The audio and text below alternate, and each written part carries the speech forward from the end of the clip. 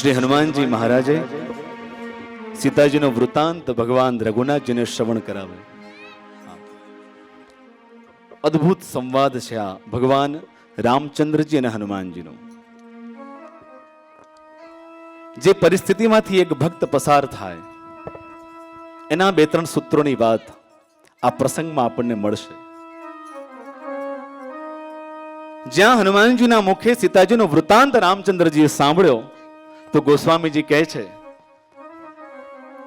કે સુની સીતા દુઃખ પ્રભુ સુખ અયના. હનુમાનજીના મુખે સીતાજીનું દુઃખ શ્રવણ કર્યું રામજીએ તો જો પરિણામ શું આવે. સુની સીતા દુઃખ પ્રભુ સુખ અયના ભરી આએ જલરા જીવન. રામચંદ્રજી ના નેત્ર સજલ થયા. હનુમાનજી કોઈની વેદના ભગવાનને સંભળાવે ત્યાર તો બે વાત મહત્વપૂર્ણ. એક તો હનુમાનજી પોતે સંભળાવે અને જેની વેદના છે, જે દુઃખમાં છે, એક પાત્ર કોઈ સામાન્ય નહીં. ભગવાન કરુણાનિધાન ભગવાનના અત્યંત પ્રિય સીતાજીનું દુઃખ આજે વ્યક્ત કરે છે હનુમાનજી મહારાજ. હનુમાનજી એવા અદ્ભુત વચનો કહે છે. અત્યારે બધું વિસ્તારથી તો વર્ણન નહીં થાય, પણ એક બે વાત ચોક્કસ કરું કે હનુમાનજીએ એક બે વ્યંગ કર્યા છે ભગવાન રામચંદ્રજી. આ પ્રસંગ યદ્યપિ સુંદરકાંડ પાઠમાં બહુ ઓછો એનું વર્ણન કરીએ છીએ, પણ આજે ભગવાને પ્રેરણા કરી છે તો એ જ પ્રસંગનું વર્ણન મતિ અનુસાર કરીએ. હનુમાનજી કહ્યું, પ્રભુ એક તો સીતાજી એમ કહ્યું કે તમે તમારા રામજીને કહેજો કે તમે હવે ધનુષબાણ રાખવાનું ભૂલી ગયા છો. આ એ રામચંદ્ર ભગવાન છે જેને અરણ્ય કાંડમાં એક ઇન્દ્રપુત્ર જયંત દ્વારા એક ચોંચ મારવામાં આવી મારા ચરણ ઉપર, અને તે સમયે રામજી પાસે ધનુષબાણ નહોતા. તણખલાનું બ્રહ્માસ્ત્ર બનાવ્યું અને જયંતની પાછળ છોડ્યું. આ એ રામચંદ્રજી. અને આ રાવણ મને અપહરણ કરીને લંકાની ભૂમિ પર રાખ્યું છે, પણ છતાંય કોઈ રામજી તરફથી કોઈ સમાચાર નથી. હનુમાનજી કહ્યું તું ત્યારે, જ્યારે સીતાજીએ લંકામાં કહ્યું ત્યારે હનુમાનજી કહ્યું કે માં, પ્રભુ એટલા બધા દુઃખી છે કે ભગવાન એ પણ ભૂલી ગયા છે કે પોતાની સાથે કોક વાર ધનુષબાણ રાખતા હતા. આજે હનુમાનજી વ્યક્ત કરે છે, પ્રભુ માએ એટલું કહ્યું છે કે આ શરીર છે એ રૂ સમાન છે અને આપના વિરહનો અગ્નિ એ શરીર રૂપી રૂને સતત બાળી રહ્યો છે. અરે અગ્નિની આગળ રૂની શું વિષાદ પ્રભુ. પણ તમને કદાચ એમ લાગતું હશે કે મારાથી વિયોગ થઈ સીતાજીના પ્રાણ કેમ ન વયા ગયા, તો પ્રભુ એનો પણ જવાબ છે. બિરહ અગિન તનુ તૂલ સમીરા શ્વાસ જરઈ છન માહી શરીરા નયન સ્રવહી. શરીર રૂપી ઋતુ ક્યારનું આપણા વિરહ રૂપી અગ્નિમાં બળીને ભસ્મ થઈ ગયું, પણ આ જે કંઈ પણ દોષ છે એ આંખોનો દોષ છે. દોષ એટલા માટે કે આપણા વિરહમાં જે ચોધારા અશ્રુની ધારા વહે છે ને એ પેલા અગ્નિનું શમન કરી નાખે છે, અને એટલે મારા પ્રાણો ટકી રહ્યા છે. અને હનુમાનજી ત્યાં સુધી કહ્યું ભગવાનને કે પ્રભુ સીતા કઈ અતિ વિપત્તિ વિશાલા. સીતાજીની વિપત્તિ વિશાલ છે. કેટલો મોટો વ્યંગ કર્યો હનુમાનજી. આહા, આ વ્યંગ છે. હા, વિપત્તિ વિશાલા. જેના ભગવાન, જેના આરાધ્ય ભગવાન રામચંદ્રજી હોય એની વિપત્તિ વિશાળ કેવી રીતે હોઈ શકે.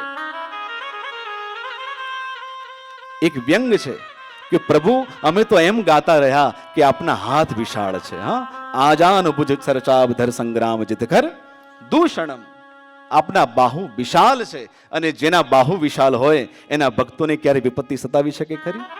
કેટલો મોટો જો શબ્દ શૈલી જુઓ. સીતા કઈ અતિ, આહા, હદ કરી દીધી.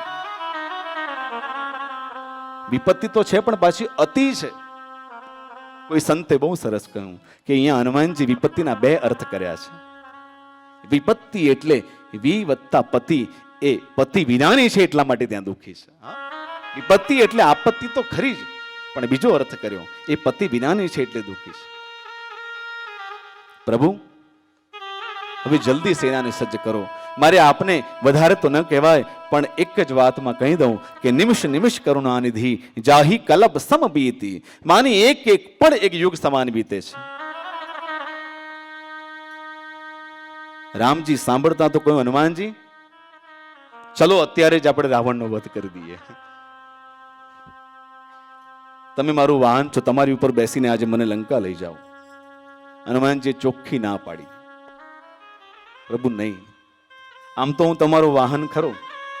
ઋષિમુખ પર્વત પર જ્યારે આપને પહોંચાડવા હતા ત્યારે હું આપને લીએ ધ્વજ અને પીઠી ચઢાઈ મારા પીઠ પર બેસાડી લક્ષ્મણલાલજી સહિત આપને બિરાજમાન કરીને મેં ઋષિમુખ પર્વત પર પહોંચાડ્યા, પણ આજે નહીં. બોલે કેમ? હનુમાનજી કહું, બેગી ચલી, આપ ચાલો. હા, હું માની વેદનાનું હરણ કરું એ તો બહુ સહજ થઈ જાય, પણ આપ જાતે ચાલીને લંકા સુધી પહોંચો અને વાની વિપત્તિનું હરણ કરો, એમાં આપની મોટાઈ છે, એમાં આપની પ્રભુતાઈ છે. બેગી ચલીએ, વિલંબ નહીં. હવે વિચાર કરજો, આપણે બધા હનુમાનજીના ભક્તો છીએ. આપણા મનમાં જરાય પણ એક વિચાર ન આવે કે હનુમાનજી ભગવાન રામચંદ્રજીને આવા વ્યંગાત્મક વચનો કહી શકે ખરા? વિચાર આવે કે નહીં? પણ ભૂમિકા સમજજો. આજે હનુમાનજી દૂત ભાવે નથી બોલતા, નહીતર અત્યાર સુધી હનુમાનજી રામ દૂત અતુલિત બલધામા. આજે હનુમાનજી આ અંજની પુત્ર નથી બોલતા, આ રામ દૂત નથી બોલતા, આ કેસરી નંદન નથી બોલતા, આ સુગ્રીવના સચિવ નથી બોલી રહ્યા, આ અતુલિત બલધામમ નથી બોલી રહ્યા, આ જ્ઞાની નામ અગ્રગણ્યમ નથી બોલી રહ્યા. હા, વાનરોના અધિપતિ ભગવાન હનુમાનજી આજે નથી બોલી રહ્યા. તો કોણ બોલી રહ્યું છે? આજે રામજીની સન્મુખ આજે એમનો દીકરો હનુમાન બની એનો પુત્ર તરીકે પિતાને આ ભાવો વ્યક્ત કરી રહ્યો છે. આજે પુત્ર હનુમાનજી બોલી રહ્યા છે. અને પુત્રનો સ્વીકાર સૌથી પ્રથમ માં કરે, બરાબર કે નહીં? લંકાની ભૂમિ પર સીતાજીએ ત્રણ વાર હનુમાનજીને હે બેટા, હે પુત્ર એવું સંબોધન કર્યું છે, સૌ પ્રથમ વાર. અને એટલે જ સુંદરકાંડની આ મહત્તા છે કે હનુમાનજી રામ દૂત બનીને લંકા ગયા અને રામ સૂત બનીને પાછા આવ્યા. આ છે સુંદરકાંડ. અને આજે સુત હનુમાનજી બોલી રહ્યા છે. હા, હવે ભગવાનનો મહિમા સાંભળો. આવા વચન સાંભળ્યા, હનુમાનજી ઘણું બોલ્યા છે. હવે રામજીનો ઉત્તર સાંભળો, આપણા માટે, બધા માટે. અને પછી આપણે પુનઃ પ્રવેશ કરીએ. આ કાંઈ ઊભું નથી. આ ચલી સુભગ સરિતા કવિતા છો, આ નદીનો પ્રવાહ છે. આ નદીનો પ્રવાહ ઉભો ન રહે. આપની બાહ્ય દ્રષ્ટિએ આ સંગીત બંધ લાગશે, પણ આ કથા તો અવિરત ચાલુ છે. આપણે ઊભા નથી, આપણે આ ગંગાનો છેડો પકડ્યો છે. હા, અને જેમ ગંગાનું લક્ષ્ય જેમ સમુદ્ર છે, એમ આપણી આ કથાનું, આ સત્સંગની યાત્રાની રૂપી ગંગાનું લક્ષ્ય એ ભગવાન રામચંદ્રજી છે. અને હવે રામજીએ કહ્યું એક જ વચન કે હનુમંત, તમે આટલી વિપત્તિનું વર્ણન કર્યું, પણ મને જરા કેમ કહો કે કહ હનુમંત વિપતિ પ્રભુ સોઈ, जब तब सुमीरन भजन न हो. रामचंद्र जी કહે છે કે સુન સીતા દુઃખ પ્રભુ સુખ ऐना ભરી આયે જલરાજ વિનયના. રામજી કહ્યું હનુમંત બચન કાય મન મમ ગતિ જાહી. એ હનુમંત જેને મનસા વાચા કર્મણા મારી જ ગતિ હોય, એને સ્વપ્નમાં પણ સપને હું બૂઝીએ વિપત્તિ કી તાહી, એને સ્વપ્નમાં પણ કોઈ વિપત્તિનો સામનો કરવો પડે ખરા? આ રામજી છે. હનુમાનજીને થયું કે આજે ભગવાનને અમુક વચનો કહેવાયા. હવે આ જવાબ સાંભળતા હનુમાનજી બોલી ઉઠ્યા, પ્રભુ વિપત્તિ તો જીવને ત્યારે હોય કે જે ક્ષણે આપનું ભજન ન થાય એ ક્ષણે જ એ જીવની મોટામાં મોટી વિપત્તિ છે. પણ આ દેશ કેવો ભારત દેશ સાહેબ, કે જ્યાં એક વર્ષ સુધી મંદિરો બંધ થયા આ પેન્ડેમિક પિરિયડમાં, તો ભગવાને એવી કૃપા કરી કે ઘરને જ મંદિરો બનાવી દીધા. આજે ઘર ઘર મંદિરો બનાવી દીધા. જ્યાં જ્યો હતા હરિકીર્તન, સત્સંગ, સુંદરકાંડ, શ્રીમદ ભાગવત. હા, તો વિપત્તિ ત્યારે હોય જ્યારે એનું વિસ્મરણ થઈ જાય. બસ મીરાબાઈએ કહ્યું કે પ્રભુ એક જ યાચના, નહીં રે વિસારું હરી, અંતરમાંથી નહીં રે વિસારું હરી. બસ આ જ મને આપો કે તમારું વિસ્મરણ ક્યારે ન થાય. આ સ્મરણ જ સંપત્તિ છે આપણા બધાની. વિશેષ વાત એ છે કે ભગવાને આ તો કહી દીધું, અને હવે અંતિમ વચનો કયા હનુમાનજીને, અને આ વચન કહીને આપણે પાઠમાં પાછા પ્રવેશ કરીએ. આહા, હનુમંત પ્રતિ ઉપકાર કરો કા તોરા, સન્મુખ હોય ને સકત મન મોરા. કેવો રસ આવે છે સાહેબ એક એક ચોપાઈમાંથી. મારો તો નિત્ય અનુભવ છે, ઘરમાં પાઠ હોય કે આવી રીતે સામૂહિક પાઠ કરતા હોઈએ ત્યારે એવો માનસજીની ચોપાઈમાંથી રસ આવે સાહેબ. હા, અને આ રસ પેલો રસ નથી. આ કયો રસ છે? નરસિંહ મહેતાજીને પૂછવું પડે. હા, કયો રસ છે આ? એ રસનો સ્વાદ શંકર જાણે, એ રસનો સ્વાદ શંકર જાણે, કે જાણે શુક જોગી રે. આ કઈક જાણે એ વ્રજની રે ગોપી, કઈક જાણે આ વ્રજની રે ગોપી, આ ભણ નર સૈયો ભોગી રે. આ એ રસ છે. રામ સભામાં મેં રમવાન ગયા તા. પછી શું ગાવ તો? એ પસલી ભરીને રસ પીધો રે, રામ સભામાં રમવાન ગયા તા. રામ સભામાં મેં રમવાન ગયા તા, પસલી ભરીને રસ પીધો રે, રામ સભામાં અમે રમવાન ગયા તા. રામ સભામાં અમે રમવાન ગયા તા.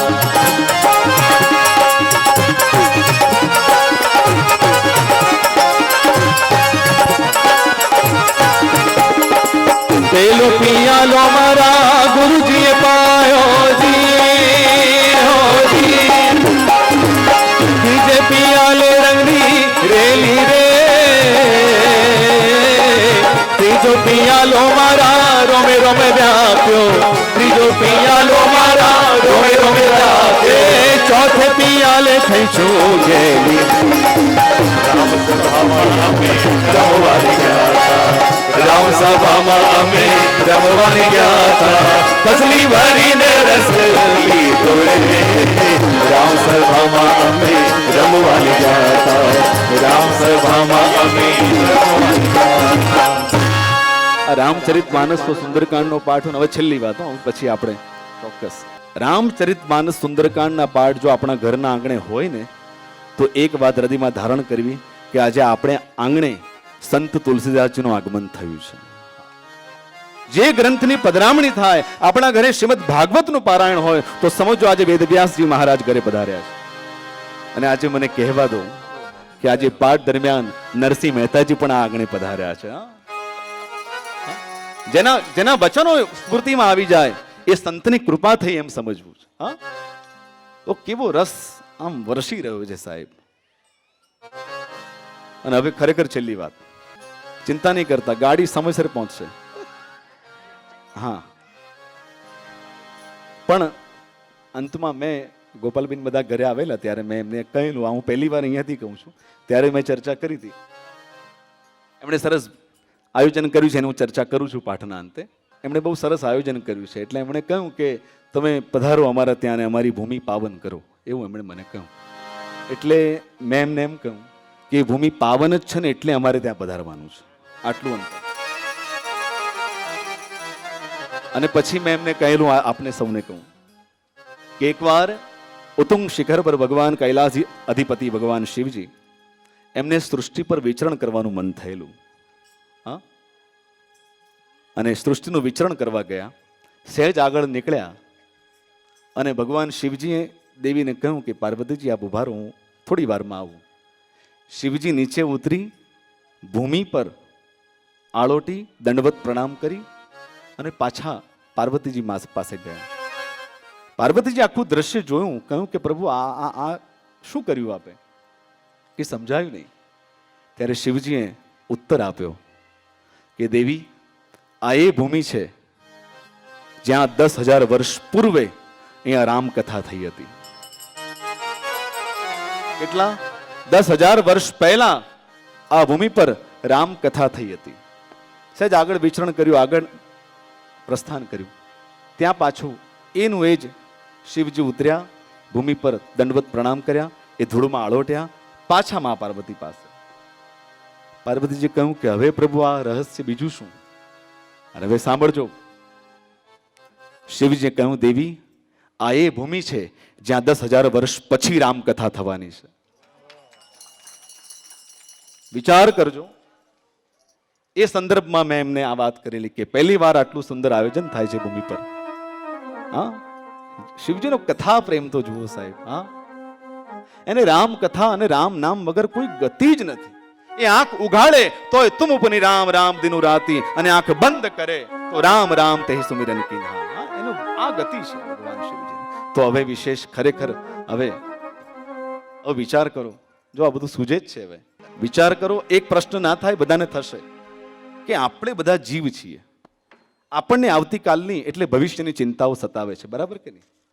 તો આપણે બધા જીવ થઈને રામ ભજીએ એ તો સમજાઈ શકે, કારણ કે બધાને મૃત્યુનો ભય છે, આવતીકાલની ચિંતા છે.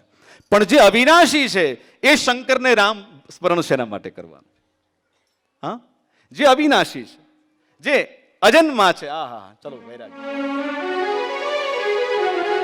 જે અજન્મા છે, અજન્માનો લોકા કિમ અવયવવંતોપી જગતા અધિષ્ઠાતારં કિમ ભવ વિધિર્નાદ્રોત્ય ભવતિ અનીશો વા કુર્યાત ભુવન જનને પરિકરો યતો મંદાસ્ત્વં પ્રત્યમરવર સંશેરત ઇમે ત્રયી સાંખ્યમ યોગ પશુપતિમતં વૈષ્ણવમિતિ પ્રભિન્ને પ્રસ્થાને પરમિદમદઃ પાથ્યમિતિ ચ રુચિરામ વૈચિત્ર્યાત રુજુકુટિલ નાના પથજુષા નૃણામે ગોગમ્ય સ્ત્વમસી પયસામર્ણવ ઇવ. આ તો હાલતું જ રહે. તમારે કેવું પડે કે હવે આપણે સ્મશાનેશ્વા ક્રીડા સ્મરહર પિશાચા સહચરા ચિતાભસ્માલેપ સ્રગપિ દૃકરોટી પરિકર અમંગલ્યમ શીલમ તવ ભવતુ નામૈ ઇલમ તથાપિ સ્મર ત્રીણામ વરદ પરમં મંગલમસી અસુતગિરિ સમમ સ્યાત કજ્જલમ સિંધુ પાત્રે સુરતરુ વર્ષાખા લેખની પત્ર મુર્વી લિખતિ યદિ ગૃહીત્વા શારદા સર્વકાલમ તદપિ તવ ગુણાનામીશ પારન્નયાતિ. આ શિવજી જે અવિનાશી છે એ રામને ભજે. અને હવે આનંદની વાત તો એ છે કે હવે શંકર જ છે. આ હવે જે પ્રસંગમાં આપણે છે આ શિવજી હવે ધ્યાનસ્થ થવાના છે કથાના આનંદમાં. હા, આવો એ ચોપાઈનું ગુંજનાદ કરીએ રસપૂર્વક, પ્રસન્નતાપૂર્વક. હવે ખૂબ આનંદથી અને હવે અંતે આપણે ભગવત ચર્ચા કરીશું.